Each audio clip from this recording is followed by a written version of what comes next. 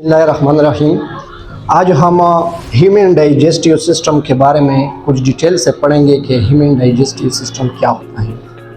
अगर हम डाइजेशन की तारीफ़ करें कि डाइजेशन होता क्या है और ये क्यों ज़रूरी है। डाइजेशन की तारीफ़ हम यूँ करते हैं कि process in which large complex and non diffusible molecule convert into small simple and diffusible molecule is called digestion.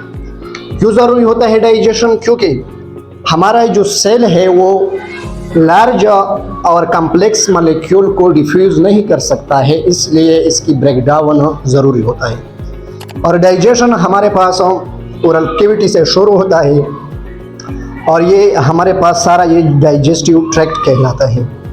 यहाँ पर डाइजेशन हमारे पास दो किस्म के होता है, एक को हम मैकेनिकल डाइजेशन कहते हैं और दूसरे को हम केमिकल डाइजेशन कहते हैं। केमिकल डाइजेशन क्या होता है?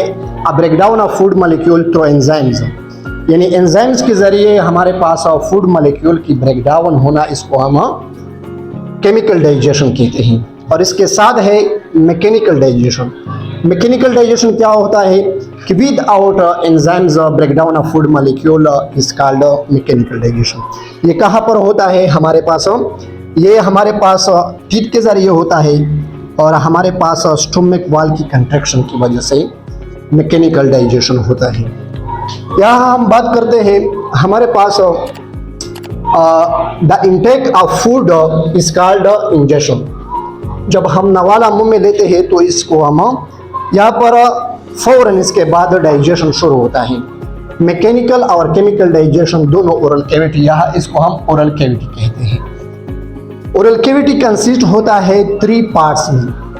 यहाँ पर टीथ, टांग और सेलेवरी ग्लैंड्स मौजूद होते हैं।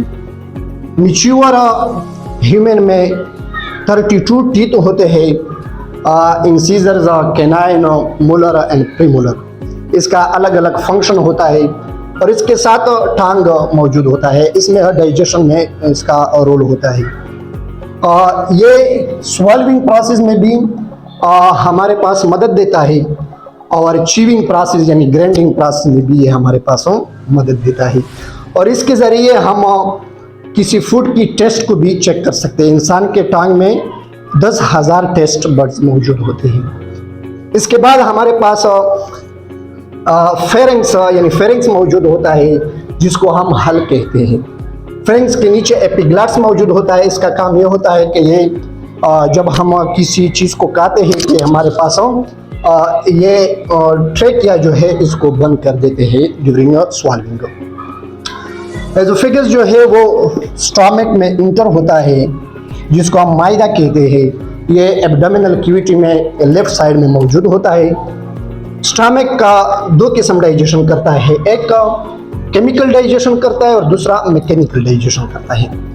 मैकेनिकल डाइजेशन ये स्टमक की वॉल कंट्रैक्ट्स एंड रिलैक्स करते हैं, इससे हीट पैदा होती है और ये मैकेनिकल डाइजेशन में मदद देता है। और इसके साथ साथ स्टमक में हमारे पास गैस्ट्रिक जूस होते हैं जो म्यूकस, पेप्सिनोजेंस और हाइड्रोक्लोरिक एसिड में मौजूद होते हैं। ये हमारे पास पेप्सिनोजेन जो है ये हाइड्रोक्लोरिक एसिड ये इनएक्टिव एंजाइम होता है, ये कन्वर्ट करते हैं पेप्सिन को। ये प्रोटीन पे काम करता है, यानी प्रोटीन की ब्रेकडाउन करता है। इसके बाद फूड साइन की सूरत में स्मॉल इंटेस्टाइन में रिसीव होता है। तो स्मॉल इंटेस्टाइन जो है वो 3 पार्ट्स में हमारे पास मौजूद होता है, जिसको हम ड्यूडियम, ज्यूजियम और इलियम कहते हैं। स्मॉल इंटेस्टाइन के फर्स्ट पार्ट के साथ लीवर और पेंक्रियाज मौजूद होता है। लीवर और पेंक्रियाज, इसका काम ये होता है कि ये बाइल जूस को प्रोड्यूस करता है। और गॉल ब्लैडर में स्टोर होता है। गॉल ब्लैडर यहाँ पर जो दिख रहा है ये गॉल ब्लैडर है और ये पेंक्रियाज है। ये पेंक्रियाटिक जूस को प्रोड्यूस करता है। लीवर जो होता है इसमें बाइल जूस और पेंक्रियाज से pancreatic juice common bile duct के जरिए ड्रॉप की सूरत में स्मॉल इंटेस्टाइन में यहाँ पर गिरते हैं। यहाँ पर हमारे पास पेंक्रियाज में 3 किस्म, पेंक्रियाटिक जूस में 3 किस्म के एंजाइम्स होते हैं। ट्रिप्सिन ये इनएक्टिव है और ये ट्रिप्सिनोजेन में कन्वर्ट होता है। इसके बाद तो एमाइलेज है, पेनक्रियाटिक एमाइलेज, और लाइपेज है। ये प्रोटीन पे काम करता है, ये कार्बोहाइड्रेट पे काम करता है, और लाइपेज जो है वो लिपिड्स पे काम करता है।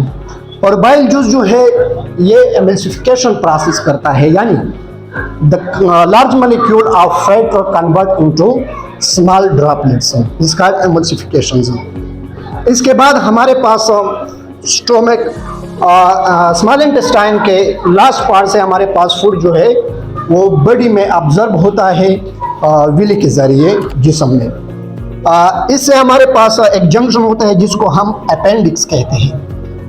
इससे हमारे पास फिर लार्ज इंटेस्टाइन शुरू होता है। लार्ज इंटेस्टाइन 3 पार्ट्स में कंसिस्ट होता है, कोलन, क्यूकियम एंड रेक्टम।